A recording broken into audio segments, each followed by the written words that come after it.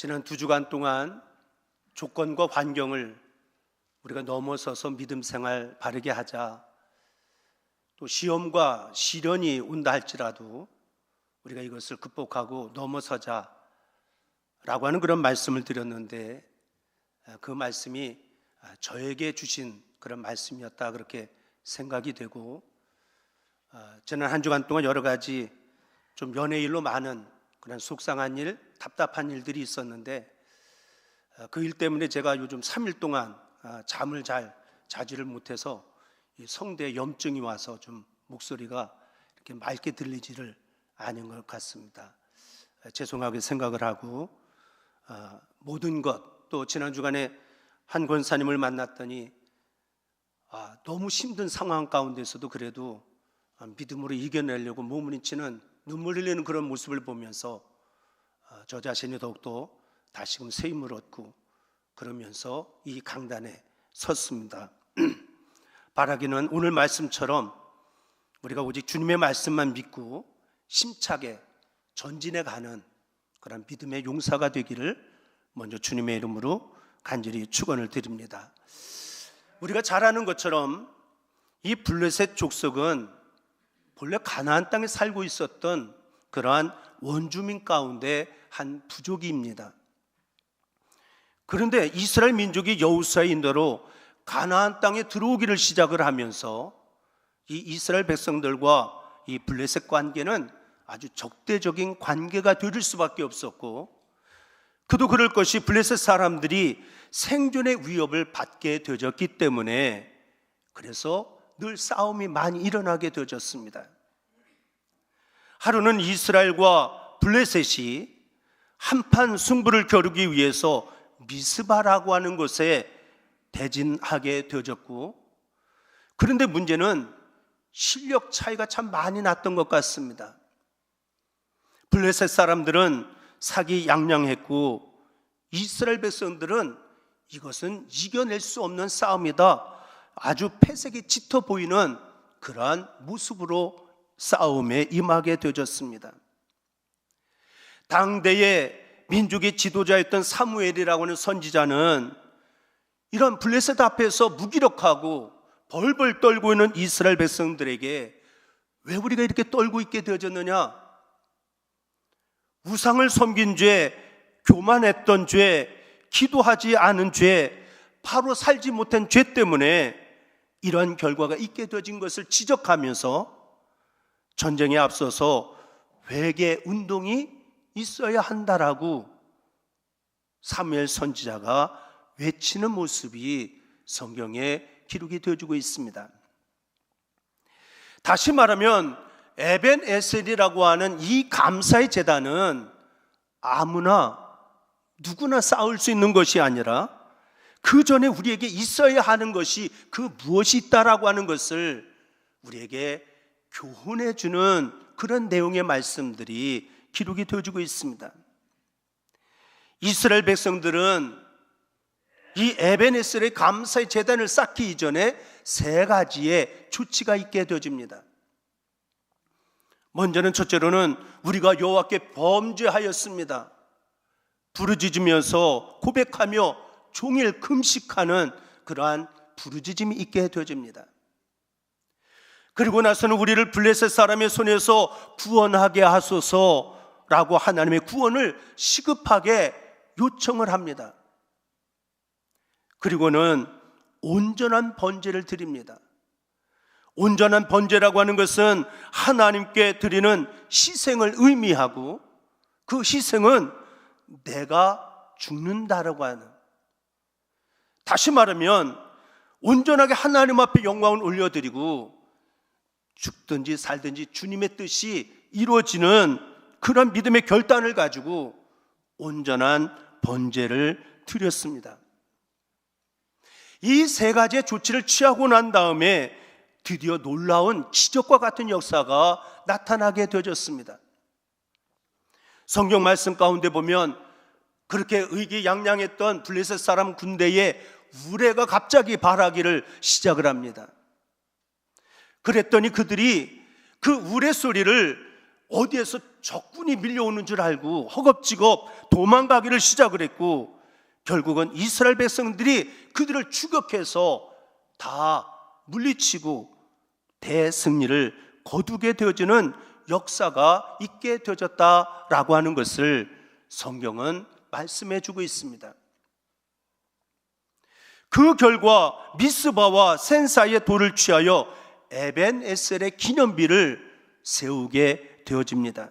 에벤에셀, 여호와께서 여기까지 우리를 도우셨습니다. 바라기는 우리 모두, 우리 부함의 모든 성도들이 하나님이 우리를 여기까지 도우셨음을 고백할 수 있게 되기를 주님의 이름으로 간절히 축원을 드립니다. 우리 인생에도 이러한 고백이 얼마나 중요한지 모릅니다. 물론 우리가 살아가다 보면 예상 밖의 모든 일들이 잘 되고 풍성한 열매가 맺어질 때도 있습니다. 생각보다 하는 일들이 잘 풀려져서 승승장구할 때도 있고, 때로는 연약했던 육신이 순조롭게 치유받는 일들도 일어날 수도 있습니다. 그런데 승리하는 것보다 중요한 것이 있는데, 그것은 승리한 후에 내가 어떤 고백을 하느냐라고 하는 것이 더 중요하다라고 하는 것입니다. 하나님이 우리에게 원하시는 모습은 그 승리 가운데 에벤에셀의 하나님이 도와주셔서 승리할 수가 있었습니다. 이것을 인정하고 고백할 수 있는 저와 여러분들이 되기를 우리 하나님은 원하신다라고 하는 것을 우리가 늘 잊어서는 아니 될 줄로 믿습니다. 하나님은 지금도 우리에게 때를 따라 돕는 은혜를 날마다 더해 주시는 줄로 믿습니다. 그럴 때마다 그 도우심의 은혜를 고백하고 감사함으로 살아계신 하나님을 더욱더 기쁘게 하는 삶을 살아나가는 저와 여러분들, 우리 부함의 성도들이 되시기를 다시 한번 주님의 이름으로 간절히 축원을 드립니다. 다윗과 동시대의 시인이었고 음악인이었던 아삽이라고 하는 사람이 시편 77편을 쓰면서 1절에 이렇게 고백을 했습니다. 내가 내 음성으로 하나님께 부르짖으리니, 하나님께 내 음성으로 부르짖으면 내게 귀를 기울이시리로다. 다윗도 고백을 합니다. 시편 3편 4절에 보면 내가 나의 목소리로 여호와께 부르짖으니 그 성산에서 응답하시는도다. 여기에서 기도는 내 음성으로 기도하는 것이 중요함을 우리가 깨달을 수가 있습니다. 내 음성으로 기도한다라고 하는 것은 진실된 고백을 의미하고, 내 자신의 사정은 내가 직접 하나님 앞에 아릴 때에 하나님이 그 기도를 반드시 들으시고 응답하시는 하나님이신 것을 아삽도 다윗도 믿음으로 고백을 하고 있습니다. 이제 다음 주부터 우리가 사순절 주일에 특별 새벽 기도가 시작이 되어질 터인데, 바라기는 우리 한 사람 한 사람 부함의 성도들 내 음성으로 기도하고 그 기도에 응답받는 축복의 역사를 경험하게 되어지는 그러한 기도회가 될 수 있게 되기를 주님의 이름으로 간절히 부탁을 드립니다. 그러면 내 음성으로 우리는 어떻게 하나님 앞에 언제 기도해야 하느냐?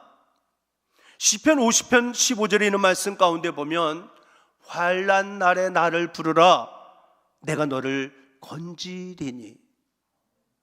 여러분, 환난 중에 있습니까? 하나님 앞에 부르짖으면, 내 소리로 부르짖으면 하나님이 건져주신다, 하나님이 약속하고 있습니다.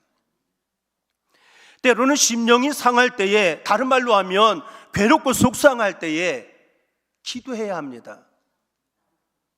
주님 앞에 나와서 나의 기도를 들으시고 나의 마음을 어루만져 주시고 치료해 주시는 그런 하나님 앞에 기도를 드리면 하나님은 반드시 응답해 주시는 줄로 믿습니다. 또한 바울과 예레미야는 인간을 일컬어서 깨어지기 쉬운 질그릇과 같다라고 그렇게 표현을 하고 있는데, 우리 인생은 강한 것 같지만 참 많이 연약합니다. 눈에 보이지 않는 코로나라고 하는 것 때문에 3년 넘도록 얼마나 우리가 걱정하고 염려하고 또 수많은 사람들의 목숨을 잃게 되어지는 그러한 이야기들이 우리 주변에서 일어나는 모습들을 우리가 보게 되어지면서 우리가 연약한 이런 모습 가운데서, 그러나 깨어지기 쉬운 질그릇과 같지만 우리의 심령 가운데 예수 그리스도를 모시고 살아가면 우리는 보배를 담고 살아가는 인생, 귀한 존재임을 깨닫고 더욱더 주님을 더욱 의지하며 당당하게 살아갈 수 있는, 기도로 무장하고 당당하게 응답 가운데 살아갈 수 있는 우리 모두가 되어져야 될 줄로 믿습니다. 이스라엘 백성들을 낮에는 구름 기둥으로 밤에는 불 기둥으로 인도하셨던 하나님께서 오늘 이 시대에 은혜와 사랑이라고 하는 두 기둥을 가지고 오늘도 저와 여러분들의 인생을 졸지도 주무시지도 아니하시고 인도해 주시는 하나님이심을 믿고 살아갈 수 있는 우리 모두가 되어져야 될 줄로 믿습니다. 오늘 본문 말씀 가운데 보면 갈릴리 지방을 통치하고 있었던 헤롯 안티파스라고 하는 왕의 신하 가운데 한 사람이 어느 날 예수님을 찾아와서 죽어가는 아들을 살려달라고 간청하게 되어지는 내용이 오늘 본문 말씀의 내용입니다. 예수님을 찾아온 것이 죽어가는 아들을 살리려고 하는 그냥 부성적인 부성애로서의 차원에서만 생각하면 우리가 그렇게 깊이 살펴볼 이유도 없겠지만, 그러나 말씀을 잘 살펴보면 몇 가지 이유들을 생각해 볼 때에 이 왕의 신하가 보통 사람이 아니구나, 우리가 다시 한번 이를 눈여겨봐야 되겠구나라고 하는 사실을 우리가 다시 한번 깨달을 수가 있습니다. 먼저 첫째로 왕의 신하는 목수인 예수를 찾아왔습니다. 다시 말하면 여기는 왕의 신하라고 하는 바실리코스라고 하는 헬러의 원뜻은 작은 왕이라고 하는 의미입니다. 그러니까 왕의 신하가 한 명만 있는 것이 아니잖아요. 여러 명의 신하가 있는데 작은 왕이라 일컬어질 만큼 이 안티파스라고 하는 왕에게 있어서 아주 중책을 맡고 있는 실세를 가지고 있었던 그런 신하가 오늘 예수님을 찾아왔다라고 하는 것입니다. 비록 자신은 왕은 아니지만 왕의 버금갈 만큼의 권세를 가지고 있는 사람이었습니다. 그러한 왕의 신하가 목수의 아들인 예수를 직접 찾아왔다. 이것은 우리가 그냥 적당히 이해할 수 없는, 받아들이기가 힘든 그러한 장면이다라고 하는 것을 우리가 먼저 생각해 볼 수가 있습니다. 두 번째로는 이 갈릴리 가나라고 하는 것과 가버나움이라고 하는 거리가 가까운 거리가 아닙니다. 성서 학자들의 지형적인 학자들에 의하면 32km쯤 되어지는 거리다라고 그렇게 설명을 해놓고 있습니다. 자동차로 가면 32km 그렇게 먼 거리는 아니라고 생각이 되어지지만 당시에 교통수단이 별로 없었던 때에, 도로 사정도 좋지 않았던 때에 32km라고 한다면 결코 가까운 거리가 아니지 않습니까? 그럼에도 불구하고 그 먼 거리를 지금 아들이 죽어가고 있는데, 그런데 목수인 예수를 만나기 위해서 찾아왔다라고 하는 것입니다. 여러분, 사도행전 8장에 있는 말씀 가운데도 보면 애굽 남방 나일강 상류 지방에 자리 잡고 있었던 에디오피아의 국고를 맡고 있었던 한 내시가 하나님을 예배하기 위해서 예루살렘을 방문하고 돌아가는 그런 장면이 성경에 기록이 되어주고 있습니다. 다시 말하면 우리가 때로는 밥을 먹기 위해서, 때로는 저도 밀양에 가서 때로는 울산도 가고 창원에도 가고 진주도 가고 맛있다라고 하는 곳이 있으면 때로는 초청을 받아서 먼 곳을 마다하지 아니하고 맛있는 음식 찾아서 먹으러 갈 때도 있습니다. 내가 필요한 것을 얻고 구하기 위해서, 물건을 사기 위해서는 아무리 멀어도 물어서라도 찾아가면서, 교회가 좀 멀다고 우리가 불평해서는 결코 아니 되겠다. 왜냐하면 엄격하게 말하면 주님을 만나러 오는 것에는 결코 거리가 문제가 되어지는 것이 결코 되어질 수가 없다라고 하는 것을 오늘 왕의 신하의 모습, 에티오피아의 내시의 모습을 통해서 우리가 다시 한번 생각할 수 있는 그러한 저와 여러분들이 되어져야 될 줄로 믿습니다. 한 가지 더 생각해 보면 지금 일이 아주 급박하게 되어지고 있는데, 왜냐하면 47절 하반절에 있는 말씀 가운데 보면 그가 거의 죽게 되었습니다. 아니, 그러면 예수를 찾아가는 것도 좋지만, 그 먼 거리를 가는 것도 좋지만 지금 죽어가고 있습니다. 거의 다 죽어가고 있습니다. 일이 이만큼 급하게 되어졌음에도 불구하고 이 왕의 신하는 그냥 놔두고 나사렛 예수 몫을 찾아서 32km나 달려왔다라고 하는 것, 이거는 일반 사람이 믿음이 아니고는 이거는 이룰 수 없는 모습이다.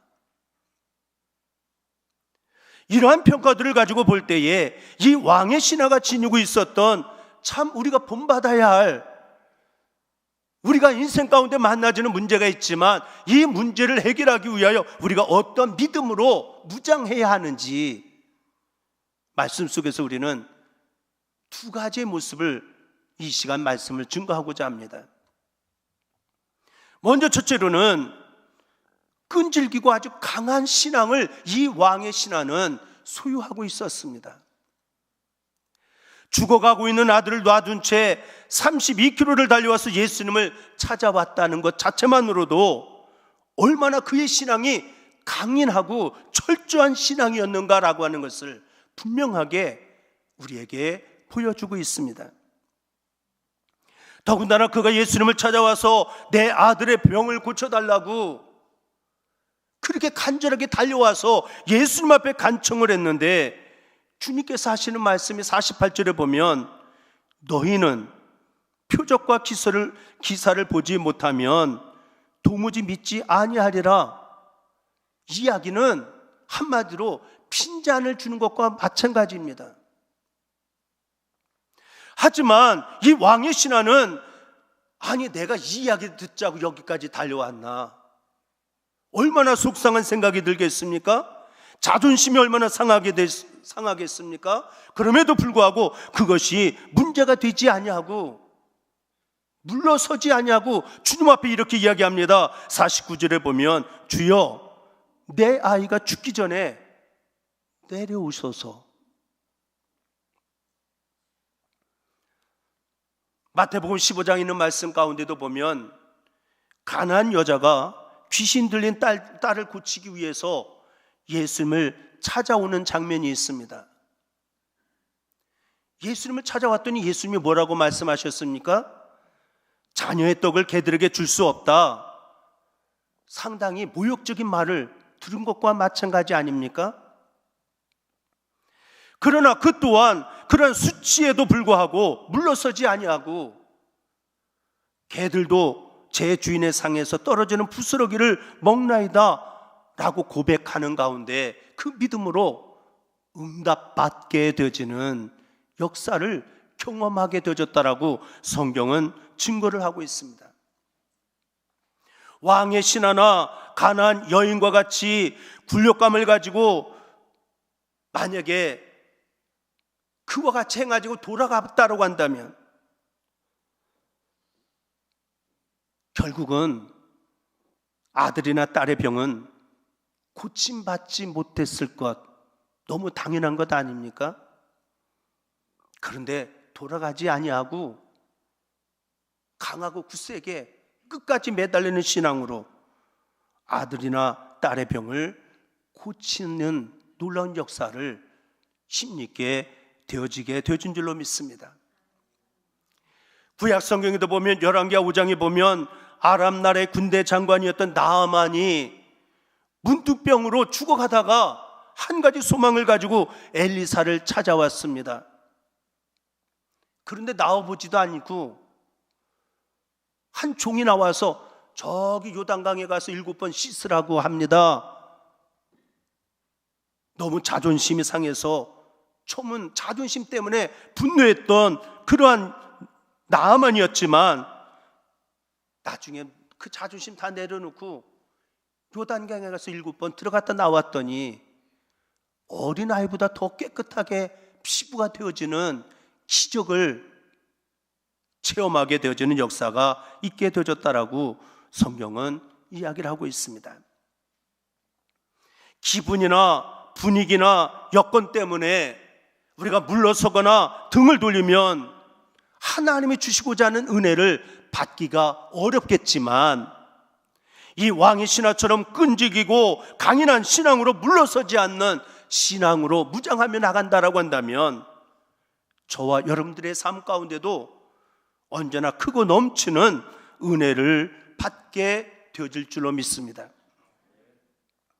또한 이 왕의 신하를 통해서 우리가 본받아야 될 소중한 신앙의 모습 가운데 하나는 너무 순수한 신앙을 가지고 있습니다. 49절에 있는 말씀 가운데 보면 주여 내 아이가 죽기 전에 내려오소서. 핀잔을 듣고도 다시금 예수님 앞에 간청을 했더니 주님께서 하시는 말씀이 뭡니까? 가라, 내 아들이 살아있다. 그러자 그는 예수님께서 하신 말씀을 믿고 그냥 집으로 돌아갔다는 거예요. 어떻게 이게 가능합니까? 특효약을 주고 가라는 것도 아니고 어디 가면 유능한 의사가 있고 병원이 있다고 소개해 주면서 가라는 것도 아닙니다. 나와 함께 가자고 요청했는데 예수님이 그와 함께 가버나움으로 가주면서 가자고 하는 것도 아닙니다. 그럼에도 불구하고 가라, 내 아들이 살아있다.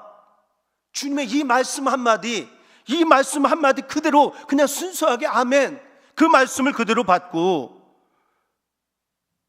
돌아가는 이 모습이야말로 놀랍고 위대한 믿음이 아닐 수가 없다라고 하는 것입니다. 여러분, 요한복음 20장에 있는 말씀 가운데도 보면 12제자 중에 예수님이 오셨을 때에 함께 있지 아니했던 도마라고 하는 제자가 나중에 다른 사람들로부터 이야기를 들으면서 그는 큰 소리로 외쳤습니다. 나는 손에 못자국을 보고 내 손으로 옆구리에 넣어보지 않고는 나는 믿지 못하겠다.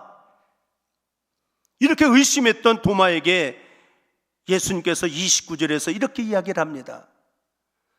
너는 나를 본고로 믿느냐? 보지 못하고 믿는 자들은 복되도다. 이 말씀은 우리가 눈으로 보고 손으로 만지고 합리적인 신앙보다는 보지 못했지만 만진 일도 없지만 하나님의 말씀이라고 한다면, 주님의 말씀이라고 한다면 아멘, 절대적인 신앙으로 나아가게 되어지는 그 믿음 위에 더 위대하고 복되다라고 주님이 말씀하고 계시는 것이다 라고 하는 것입니다. 왕의 신하는 내 아들이 살아있다 라고 하는 말씀을 그대로 믿었습니다. 조금 더 의심하지 아니했습니다. 그 자리에서 그러면 살아있다라고 하는 증거를, 나에게 뭔가 증거를 보여달라고 그렇게 주님 앞에 다그치지도 아니하고 그냥 순수하게 야, 아들이 살아있으니까 가자. 그리고 집으로 가벼운 발걸음으로 같다라고 하는 것입니다. 주님의 말씀을 믿고 갈 때는 바다 위를 걸어갈 수 있었던 베드로였지만 말씀을 의심하기 시작하면서부터 바닷속에 빠져 들어갈 수밖에 없었던 베드로를 우리가 너무나도 잘 알고 있지 않습니까? 다시 말하면 우리가 믿는다라고 하는 것은 주님께서 우리에게 주시는 말씀 그대로 믿고 그 길을 나는 걸어가겠습니다. 이것이 믿는 것입니다.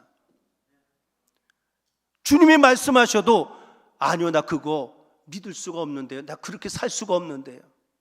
내가 그렇게 살면 세상 속에 바보 소리 듣는데요.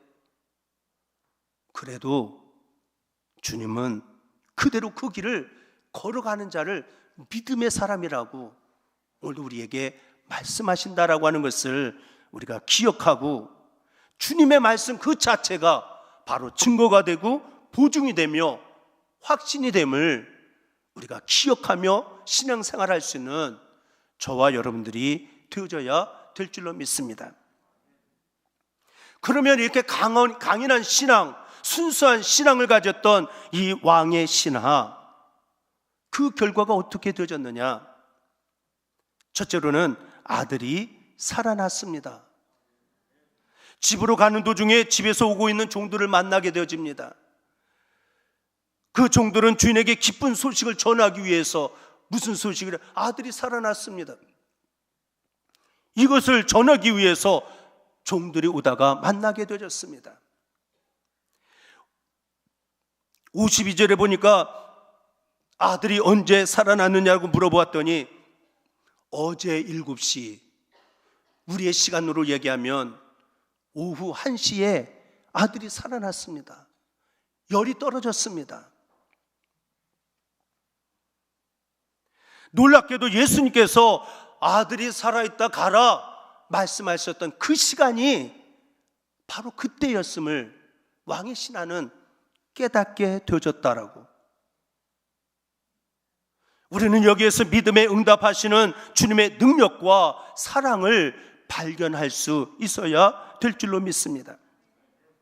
여러분, 만약에 주님이 가라, 내 아들이 살아있다, 근데 순수하게 믿음을 가지고 이 신하가 집에 왔더니 아들이 죽었고 가족 식구들은 다 울고 앉아있고 동네 사람들은 장례를 준비한다고 마당에서 왔다 갔다 하고 그렇게 되어졌다라고 한다면 주님의 말씀을 믿고 갔던 왕의 신하나 주님의 모습이 어떠한 모습이 되겠습니까? 생각만 해도 너무 끔찍하지 않습니까?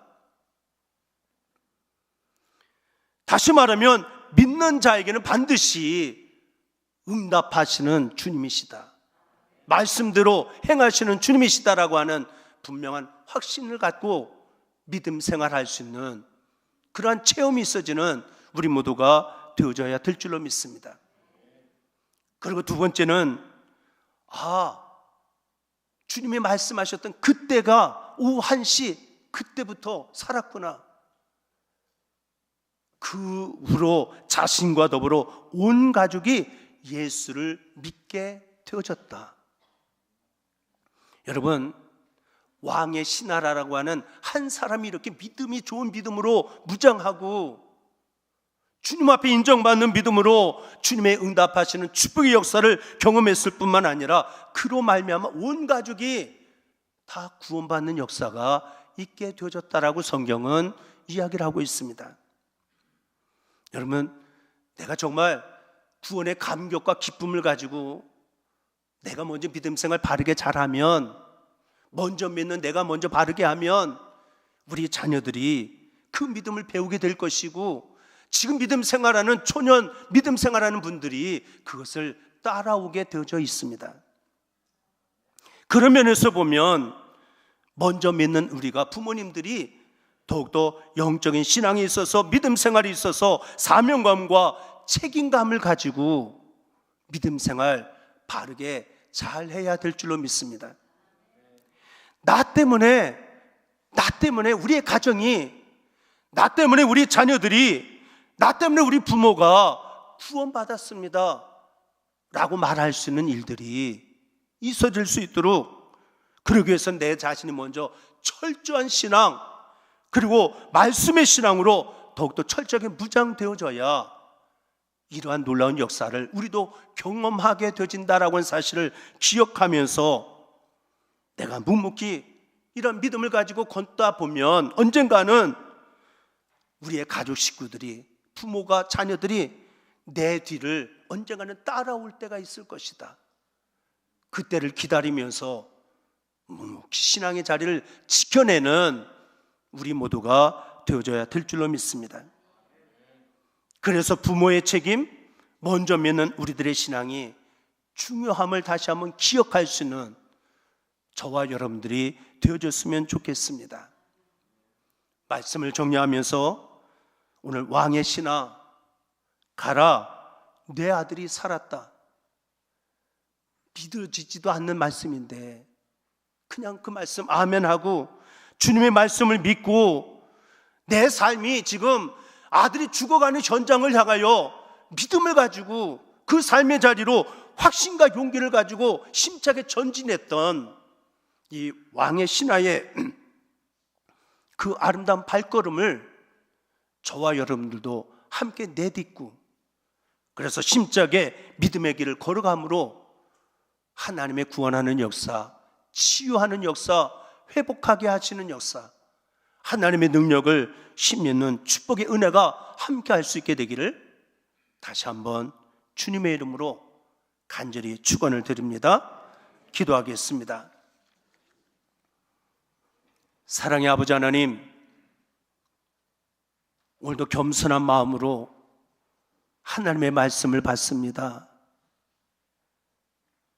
세상의 권세도 있었는데 인생의 문제를 안고 주님을 찾아왔던 한 신하의 모습, 그 믿음이 자신뿐만 아니라 자녀뿐만 아니라 온 가족이 구원을 얻게 되는 축복의 역사가 연결되어지는 놀라운 은혜가 있었음을 우리가 다시 한번 기억하고, 나 한 사람이 믿음 때문에 내 주변에 있는 사람들이 하나님의 은혜를 힘입고 구원을 얻게 하고 하나님이 예비하신 은혜와 축복을 받는 놀라운 은혜의 역사가 있어질 수 있도록 더욱더 무장하며 살아갈 수 있는 은혜의 믿음의 생활이 이루어질 수 있도록 축복의 은혜로 함께하여 주옵소서. 육신의 연약함을 안고 부르짖어 기도하는 믿음의 식구들, 주님 말씀하여 주옵소서. 고쳐주시고 치유받는 역사가 있게 하시고, 저희들이 믿음을 가지고 간구할 때마다 그 간구에 응답되어지는 축복이 있게 하여 주옵소서. 믿사옵고 우리 구주 예수 그리스도를 받들어 간절히 기도드리옵나이다. 아멘. 다 찬송가 540장을 함께 부르십니다.